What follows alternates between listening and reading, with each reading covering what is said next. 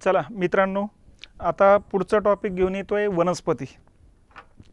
वनस्पतीमध्ये या ठिकाणी कोणत्या कोणत्या मुद्द्यांवरती प्रश्न राहू शकतो, अगोदर ते मुद्दे समजून घ्यायचे आपल्याला.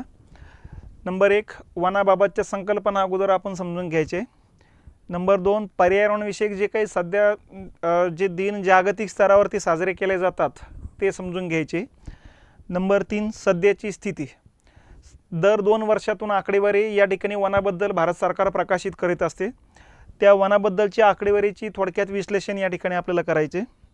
त्याच्यानंतर वन वितरण आणि वनाचे प्रकार, हे एवढे मुद्दे आपल्याला या ठिकाणी लक्षात घ्यायचे. बघा, आता वनाबद्दल सगळ्यात पहिला मुद्दा जो आहे तो संकल्पना येतो असतो. वनाची जी संकल्पना आहे त्याच्याबद्दल काय, वनस्पतीबद्दल काय. हे बघा, पर्यावरणाचा समतोल टिकविण्यासाठी मिनिमम 33% वनाची गरज आहे. ही जागतिक स्तरावरती 1987ला मान्य करण्यात आलं होतं की किमान 1/3 वन पृथ्वीवरती असणं गरजेचं आहे. आणि 1986-87चा कालखंड म्हणजे या ठिकाणी बऱ्याच देशामध्ये 50%च्या वरती वनं होते. पण काही काही देशामध्ये हे वनाचं प्रमाण खूपच कमी झालेलं असल्यामुळं या ठिकाणी त्या देशांना आत्ताच सांगणं गरजेचं होतं की वनाचं महत्त्व काय. वनं या ठिकाणी एका बाजूला कार्बन डायऑक्साईड शोषण करतात, दुसऱ्या बाजूला आपल्याला ऑक्सिजन देतात, तिसऱ्या बाजूला मृदा संधारण करतात, त्याच्यानंतर जलसंधारण करतात, त्याच्यानंतर आर्द्रता वाढवण्याचं काम करतात, सावली देण्याचं काम करतात, फळं देण्याचं काम करतात, फुलं देण्याचं काम करतात. त्याच्यानंतर त्याचा पाल्यापाचोळ्या बसून सेंद्रिय खत तयार होत असतं. तर या पद्धतीनं या ठिकाणी या सगळ्या माहिती मानवाला असणं गरजेचं आहे. कारण प्रत्येकानं झाडं तोडण्याच्या याच्यामध्ये आपण आपलं शेवटी स्वतःच्या आयुष्यावरती आघात करण्याचा किंवा कोराड घालण्याचा प्रकार होऊ शकतो. म्हणून पुढच्या पिढीला वनाचं महत्त्व लक्षात यावं याकरता पर्यावरणविषयक जे दिवस आहे त्याच्यामध्ये सगळ्यात मूळ केंद्रस्थानी जर मुद्दा कुठला असेल तर वन असतो. म्हणून पर्यावरणाच्या समतोलासाठी वनाची गरज असते. मग आता आपल्याला ते त्यावेळेस लक्षात का आलं, कारण 1985ला ओझोनला छिद्र पडलं होतं. आता हे ओझोन काय आहे तर हे लक्षात घ्या. आपल्याला माहिती आहे की ही आपली पृथ्वी आहे, ठीक आहे. आणि पृथ्वीभोवतालचं जे आवरण आहे हे आवरण याला म्हणायचं वातावरण. हे वातावरण आहे, ठीक आहे. हे वातावरण भूपृष्ठापासून आपल्याला माहिती आहे 29,000 किलोमीटरपर्यंत आहे आणि पृथ्वीभोवताली आहे, ठीक आहे. हे वातावरण 3 घटकांनी बनलेलं आहे. सगळ्यात पहिला घटक असतो धूलिकण, दुसरा घटक असतो बाष्प आणि तिसरा घटक असतो विविध वायू. या 3 घटकांनी हे वातावरण बनलेलं असतं बघा, ठीक आहे. आता या ठिकाणी हे जे वातावरण असतं या वातावरणामध्ये धूलिकण जे असतात, या धूलिकणामुळं आपल्याला प्रकाश विस्तारताना दिसतो, स्कॅटरिंग होताना दिसतो, त्यामुळे सगळीकडे प्रकाश या ठिकाणी पडताना दिसतो. बघा, धूलिकणामुळेच पृथ्वी खालून वरती तापत जात असते, धूलिकणामुळेच इंद्रधनुष्य दिसत असते, धूलिकणामुळे ढग निर्माण होत असतात, ढगांचा गडगडाट कडकडाट होत असतो, विजा निर्माण होत असतात, धूलिकणामुळे सांज खुलताना दिसत असते. तर हे धूलिकणाचे परिणाम या ठिकाणी लक्षात घेतले पाहिजेत. दुसरा घटक येतो बाष्प. हा बाष्प या ठिकाणी पृथ्वीचं जे काही जलचक्र आहे ते जलचक्र सुरळीत ठेवण्याचं काम करत असते बघा, याला म्हणायचं बाष्प. आणि तिसरा मुद्दा येतो विविध वायू. या विविध वायूमध्ये सगळ्यात जास्त नायट्रोजन आहे, जो या ठिकाणी रासायनिक प्रक्रियेत सहभागी होत नाही पण ऑक्सिजनची तीव्रता कमी करण्याचं काम करत असतो. वनस्पतीने सुद्धा नायट्रोजनची गरज असते. त्याच्यानंतर ऑक्सिजन आहे, जे प्राण्यांसाठी आम्हाला मानवासाठी या ठिकाणी खूप गरजेचं आहे. तर ऑक्सिजनची गरज या ठिकाणी वनस्पतींना पण असते, कारण रात्रीच्या वेळेस ते ऑक्सिजन घेत असतात, कार्बन डायऑक्साईड सोडत असतात आणि दिवसभर या ठिकाणी ऑक्सिजन सोडत असतात, कार्बन डायऑक्साईड घेत असतात, ठीक आहे. आणि यामध्येच मग आणखीन एक महत्त्वाचा वायू येतो कार्बन डायऑक्साईड. त्याचं वातावरणातलं प्रमाण 0.03%चे. पण हे जरी असलं तरी हे 100% सत्य नाही. आपण जर बघितलं विषुववृत्तावरती याचं प्रमाण विषुववृत्तावरती जर बघितलं तर जास्त आहे, आपलं खूप कमी. आणि ध्रुवीय भागाकडे तुम्ही जसं जाणार तसं त्याचं प्रमाण वाढत जाणार. ध्रुवीय भागात त्याचं प्रमाण आहे 0.06%. याचा अर्थ तो ध्रुवीय भागाकडे आकर्षिले जाणे त्याचा गुणधर्म असतो बघा. तर अशा पद्धतीनं या ठिकाणी कार्बन डायऑक्साईड आहे. कार्बन डायऑक्साईड जास्त होणंही धोकादायक आहे, कमी होणंही सुद्धा धोकादायक आहे. कमी झाला की पृथ्वी बर्फाचा गोळा बनून जाईल आणि कार्बन डायऑक्साईड जास्त जर झाला तर बर्फ वितळला जाईल आणि या ठिकाणी पाण्याची वाफ होऊन जाईल. तर त्यामुळे जास्तही होणं धोकादायक आहे, कमी होणं धोकादायक आहे. पण सध्याच्या कालखंडामध्ये आपल्याला माहिती आहे की वृक्ष लागवड जी होती ही जी तोड आहे, वृक्षतोड मोठ्या प्रमाणात वाढलेली आहे. त्यामुळं एका बाजूला या घटना आहे, वृक्षतोड वाढत चालली, दुसऱ्या बाजूला उद्योगीकरण वाढत चाललेले, उद्योगधंदे वाढत चालले, गाड्या घोड्या वाढत चालल्यात आणि यातून मग कार्बन डायऑक्साईड मोठ्या प्रमाणात वातावरणात सोडला जाऊ लागला. जेवढा सोडला जाऊ लागला तेवढ्या उरलेल्या वनस्पतीतून तेवढा शोषण करणं अवघड चाललं आहे. त्यामुळं वातावरणामध्ये बराच कार्बन डायऑक्साईड शिल्लक राहू लागला आणि कार्बन डायऑक्साईड काय करतो, सूर्याची किरणं शोषून घेतो आणि उष्णता उत्सर्जित करतो. त्यामुळं पृथ्वीचे जे सरासरी तापमान आहे, सरासरी तापमान आपल्याला माहिती आहे 15 डिग्री सेंटीग्रेड पृथ्वीचं सरासरी टेम्परेचर आहे. याच्यामध्ये आता 1.5 ते 2 डिग्रीना वाढ झालेली आहे आणि अशा प्रकारे पृथ्वीच्या सरासरी तापमानामध्ये 1.5 ते 2 डिग्री टेम्परेचर जे वाढलं, तापमान जे वाढलं, हे सगळ्या जगभरात वाढलेलं आहे. एका देशापुरती ही काही संकल्पना नाही, सगळ्या जगभरात हे टेम्परेचर वाढलेलं आहे. म्हणून या संकल्पनेला म्हणायचं ग्लोबल वॉर्मिंग, जागतिक तापमान वाढ. मग अशा पद्धतीनं जागतिक तापमान वाढ ही संकल्पना इथून सुरुवात होते बघा. आणि याच वेळेस लक्षात आलं की कार्बन डायऑक्साईडचं वाढतं प्रमाण फक्त उष्णता निर्माण करण्यासाठीच नाही आहे, तर कार्बन डायऑक्साईडनं वातावरणातला या ठिकाणी अनेक थर पाडले जातात वातावरणाचे. जसा हा पहिला थर आहे, याला तपांबर म्हणायचं आपण. हा दुसरा थर आहे, याला स्थितांबर म्हणायचं. हा तिसरा थर आहे दलांबर आणि बाहेरचा बाह्यांबर. तर स्थितांबरमध्ये या ठिकाणी ओझोन वायू मोठ्या प्रमाणात असतो. ओझोन म्हणजे O3, ऑक्सिजनच्या 3 अणूपासून तयार होणारा हा वायू असतो बघा. आणि ओझोनचं वातावरणातलं जे प्रमाण आहे, ओझोनचं वातावरणातलं प्रमाण आपल्याला माहिती आहे 0.06% या ठिकाणी वातावरणातलं प्रमाण येत असतं बघा. आणि त्यामुळं साहजिकच ओझोन सूर्याकडून येणारी जी अतिनील किरणं आहे, ती अतिनील किरणं शोषून घेण्याचं काम करत असतो. त्यामुळं पृथ्वीवरच्या सजीवांचं संरक्षण केलं जात असतं. अतिनील किरणापासून उष्णता जास्त मिळत असते आणि ही अतिनील किरणच वरती ते ओझोनचा थर शोषून घेत असल्यामुळं पृथ्वीवरील सजीवांचे संरक्षण होतं. म्हणून याला प्रोटेक्टिव्ह लेअर ऑफ दी अर्थ म्हणतो आपण, पृथ्वीचे जीवसंरक्षक कवच म्हणत असतो बघा.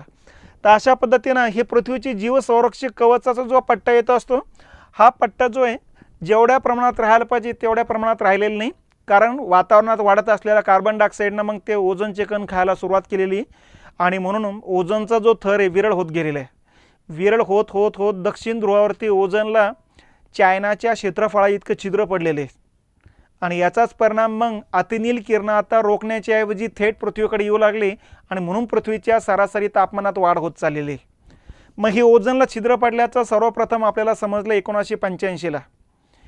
कॅलिफोर्निया विद्यापीठातले जे रोलेन आणि मोलिना नावाचे 2 जे काही भूगोल तज्ज्ञ जे होते, या तज्ज्ञांनी जगाला पहिल्यांदा सांगितलं की ओझोनला छिद्र पडले म्हणून. ते 1985ची घटना आहे आणि तिथंच लक्षात आलं आहे की वाढत्या कार्बन डायऑक्साईडचं आता रोखणं किती गरजेचं आहे आणि याच्यासाठी वनस्पती वाढ करणं किती गरजेचं आहे. आणि इथून पुढं वनाचं महत्त्व मग लक्षात यायला सुरुवात झालेली आहे बघा. एका बाजूला वनाच्या प्रमाणात वाढ करण्याकरता मग आपण दर 2 वर्षांना वनाचं निरीक्षण करण्यावरती भर दिला. आपली जी काही डेहराडूनची जी संस्था आहे, राष्ट्रीय वन संशोधन संस्था, ही वन संशोधन संस्था 2-2 वर्षांनी रिपोर्ट प्रकाशित करते की वनात वाढ झाली की घट झाली की म्हणून. आणि घट झाली असेल तर इशारा देणे लोकांना की नेमकी काय होऊ लागले बघा, शेवटी आपल्यावरती आघात होणार आहे. तर अशा प्रकारचं काम ही संशोधन संस्था करत असते बघा. तर दुसऱ्या बाजूला या ठिकाणी वृक्ष तोडीवरती बंधने घालायला सुरुवात केलेली. म्हणून आज आपल्याला घरासमोरचं जरी झाड तोडायचं असलं तर या ठिकाणी सरकारच्या परवानगीशिवाय तोडता येत नाही. काही लोक तोडून टाकतात, पण आसपासच्या लोकांनी कोणी अर्ज केला की नंतर मग तुम्हाला लक्षात यायला लागेल की त्याचा खामियामा जो म्हणतो आपण तो कसा भोगावा लागतो, तर ते त्या ठिकाणी लक्षात येऊन जाते बघा. म्हणून कोणतेही झाडं तोडण्याच्या अगोदर त्याची पूर्ण परवानगी घेणं आणि त्याच्यानंतरच त्याला ते तोडणं गरजेचं असतं. कारण एखादं झाड वाढण्याकरता आपल्याला भरपूर दिवस लागतात, तोडण्यासाठी अर्धा 1 घंटा काफी. तर हे महत्त्व लोकांना समजून सांगण्यासाठीच 1985 नंतर मग ओझोन दिन असू द्या 16 सप्टेंबर, पर्यावरण दिन असू द्या 5 जून, त्याच्यानंतर या ठिकाणी जलदिन असू द्या, वायुदिन असू द्या, पृथ्वी दिन असू द्या, तर असे वेगवेगळे दिवस आपण साजरे करायला सुरुवात केलेली. आणि हे युनो साजरे करते, जागतिक स्तरावरचे दिवस आहेत बघा. आणि इथून पुढं मग पर्यावरणाबद्दल जनजागृती मोठ्या प्रमाणात वाढायला सुरुवात झाली की वनाचं महत्त्व लोकांच्या लक्षात आणून द्यायला सुरुवात झाली. एका वर्षामध्ये एखादं झाड या ठिकाणी किती टन ऑक्सिजन सोडतं, किती टन कार्बन डायऑक्साईड शोषण करतं, याच्याबद्दलची माहिती या ठिकाणी यायला सुरुवात झालेली आहे बघा. तर थोडक्यात काय, तर पृथ्वीचं जे तापमान वाढलं आहे त्याला ग्लोबल वॉर्मिंग म्हणायचं. आणि या ग्लोबल वॉर्मिंगबद्दल संशोधन करणारी संस्था जर कुठली असेल तर IPCC, ठीक आहे. Inter governmental panel on climate change, हिचं मुख्यालय पॅरिसला येतं आणि हिची स्थापना 1988ची. आतापर्यंत यांनी 6 अहवाल ग्लोबल वॉर्मिंगबद्दल प्रकाशित केलेले. त्यामुळं विकसित देशांकडे बोटं ठेवले जाते आणि त्याच्या खालोखाल चायना आणि भारताकडे बोटं दिले जाते, दाखवले जाते की या ठिकाणी कार्बन डायऑक्साईडच्या वाढत्या प्रमाणासाठी भारत आणि चायना आणि त्यांची वाढलेली पब्लिक कारणीभूत आहे. यांच्या देशात वाढलेले उद्योगधंदे कारणीभूत आहे. यांच्या देशातल्या उद्योगधंद्यातून बाहेर पडणारा कार्बन डायऑक्साईड कारणीभूत आहे. तर अशा पद्धतीनं आरोप या ठिकाणी हे देश करतात. पण प्रत्येक व्यक्तीचा जर विचार केला तर या ठिकाणी अमेरिका आणि रशिया, जपान, जर्मनी हे जे विकसित देश आहेत, या विकसित देशाने सर्वात जास्त प्रमाणात कार्बन डायऑक्साईड वातावरणात सोडण्याचं काम केलेलं आहे. आणि म्हणून सध्या मग दगडी कोळशावर बंदी घालणं म्हणून दबाव यायला सुरुवात झालेली आहे. बघा, बऱ्याच अणुऊर्जा प्रकल्प बंद वेगवेगळ्या देशांनी करून टाकायला सुरुवात केलेली. वातावरणामध्ये वाढत असलेले जे वेगवेगळे प्रदूषित वातावरण बनवणारे जे वायू आहेत, या वायूचं प्रमाण कमी करण्याची भर द्यायला सुरुवात झाली. उद्योगामध्ये सुद्धा उद्योगपतींनी आपापलं तंत्रज्ञान बदलून घ्यायला सुरुवात केली. त्याच्यासाठी त्यांचा खर्च वाढला नाही असं नाही, पण पुढच्या कालखंडात त्याशिवाय पर्याय नाही. औष्णिक ऊर्जा प्रकल्प काही दिवसांनी बंद होणार आहे. त्या अगोदरच आपल्याला सौर ऊर्जा, पवन ऊर्जा, भूऔष्णिक ऊर्जा, भरती तरंग ऊर्जा, बायोडिझेल असे वेगवेगळे अपारंपरिक ऊर्जा स्रोतावरती भर द्यावा लागणार आहे. तर सगळ्यांचा स्रोत कार्बन डायऑक्साईडशी येऊन पोहोचतो. आणि थोडक्यात कार्बन डायऑक्साईडचं प्रमाण कमी करायचं असेल, ग्लोबल वॉर्मिंगची समस्या कमी करायची असेल, कारण ग्लोबल वॉर्मिंगची इफेक्ट काय होऊ लागलेत, दोन्ही ध्रुवावरचं बर्फ वितळायला सुरुवात झालेली आहे. दोन्ही ध्रुवावरचं बर्फ वितळलं गेल्यामुळं सागराच्या पाण्याची पातळी वाढत चाललेली आहे. सागराची पाण्याची पातळी वाढल्यामुळं बरीच जमीन या ठिकाणी पाण्याखाली जायला लागली. कारण पृथ्वीचं या ठिकाणी सागराची पाण्याची पातळी वाढली की भरती ओटीचा भागसुद्धा वरती येऊ लागला. त्यामुळे जमिनीच एकतर 29% जमीन, त्याच्यामध्ये आणखीन जमीन पाण्याखाली जाणं म्हणजे आपल्याकरता धोकादायक आहे. एकतर वाढती लोकसंख्येचा कालखंड आहे, जमीन कमी होणं म्हणजे अन्नधान्याचं उत्पादन कमी होण्याचा प्रकार आहे. एका बाजूला या घटना आहे, वाढत्या तापमानामुळं बाष्पीभवन मोठ्या प्रमाणात वाढणार आहे. मग महासागराचं बाष्पीभवन जेवढं झालं तेवढे मोठ्याले ढग तयार होणार आहे आणि ढगफुटीच्या घटना असू द्या, प्रचंड पाऊस पडण्याचे प्रमाण असू द्या, यांच्यासारखे प्रकार किंवा घटना हे वाढत जाणार आहेत. आणि याचा परिणाम काय होणार आहे, नद्यांमध्ये पाण्याचा पुरवठा जो आहे तो तेवढं पाणी त्या नद्यांमध्ये बसणार नाही, भोवतालच्या पट्ट्यामध्ये प्रसारित होऊन जाईल आणि महापुरासारख्या घटनांना आता आपण या ठिकाणी निमंत्रित करत आहोत थोडक्यात. आणि याचाच परिणाम महापुरामुळं मातीचा वरचा थर वाहून जाणार आहे. त्यामुळं जो मातीचा पहिला 1-2 इंचाचा जो थर महत्त्वाचा आहे, ज्याला शेकडो वर्षे लागले तयार होण्याकरता, जो सुपीक असतो त्याच्यातूनच उत्पादन होत असतं, तो थर एकदा वाहून गेला की अन्नधान्याच्या उत्पादनामध्ये निम्म्यापेक्षा अधिक न घट होऊन जाणार आहे. तर थोडक्यात काय, हे असे इफेक्ट सरळ दिसायला लागणार आहे पुढच्या कालखंडात. आता आपण सगळ्यात जास्त इफेक्ट भारतावरतीच होणार आहे ग्लोबल वॉर्मिंगचं, हे जागतिक स्तरावरूनच अगोदर सांगितलं गेलं आहे. कारण भारतातले जवळपास 60 ते 70% लोकसंख्या ही शेतीवर डिपेंड आहे. आणि दुष्काळ असू द्या, ओला दुष्काळ असू द्या, मधीच खंड पडणे असू द्या, मधीच पाऊस जास्त कोसळणे असू द्या, मधीच तापमान वाढणं असू द्या, मधीच तापमान घटणे असू द्या, याचा परिणाम डायरेक्ट इनडायरेक्ट पिकावरतीच होतोय. त्यामुळे पिकाच्या उत्पादनात मोठ्या प्रमाणात चढउतार होताना दिसत आहे बघा. आणि त्यामुळे शेतकऱ्यांचं खर्च जास्त आणि उत्पन्न कमी होताना दिसतंय. आणि सगळ्यात जास्त शेतकरी जगात जेवढे शेती करणारे लोक आहेत त्यातले 50% शेती करणारे लोक एकट्या भारतात राहतात. म्हणून डायरेक्ट शेतकऱ्यांवरतीच म्हणजे भारतीय लोकांवरतीच परिणाम जास्त होणार आहे. आणि यासाठीच मग आपल्याला या ठिकाणी वाढत्या कार्बन डायऑक्साईडचं प्रमाण कमी करण्यासाठी भर द्यावा लागणार आहे. आणि यासाठी वनाचं प्रमाणात वाढ करण्यासाठी भर द्यावा लागणार आहे. म्हणून 1988लाच आपण ठरवलं की 2001 पर्यंत आपण वनाचं प्रमाण 33% करायचं, कारण ते 28-29% होतं. आणि मग 2001-2चा कालखंड आला, त्यावेळेस बघितलं 2 वर्षानं बघत गेल्यानंतरच लक्षात आलं होतं की हे वाढणं शक्य नाही. म्हणून 2002ला आपण नवीन वनविषयक धोरण जाहीर केलेलं आहे. यामध्ये घोषित केलं की आता वनाचं प्रमाण याच्यापेक्षा वाढणार नाही, कारण वाढती लोकसंख्येमुळं ते घटणारच आहे. कारण पुढच्या कालखंडात शहरं वाढणार आहेत, घरासाठी जमिनी लागणार आहेत त्यामुळे झाडं तोडणार आहेत, शेतीसाठी जमीन लागणार म्हणून झाडे तोडणार आहेत, रस्त्यासाठी या ठिकाणी जमीन लागणार म्हणून झाडी तोडणार आहे, उद्योगधंदे वाढणारे म्हणून झाडी तोडणार आहेत, प्रकल्प बांधावा लागणार आहे, प्रकल्पासाठी झाडी तोडावं लागणार आहे. तर थोडक्यात लक्षात आलं होतं की आहे ते वन टिकवणं गरजेचं आहे. म्हणून 2002च्या धोरणामध्ये ठरवण्यात आलं होतं की प्रत्येक राज्य सरकारनं त्यांच्या राज्याच्या क्षेत्रफळाच्या मिनिमम 4% प्रदेश वनाखाली रिझर्व करणं गरजेचं आहे.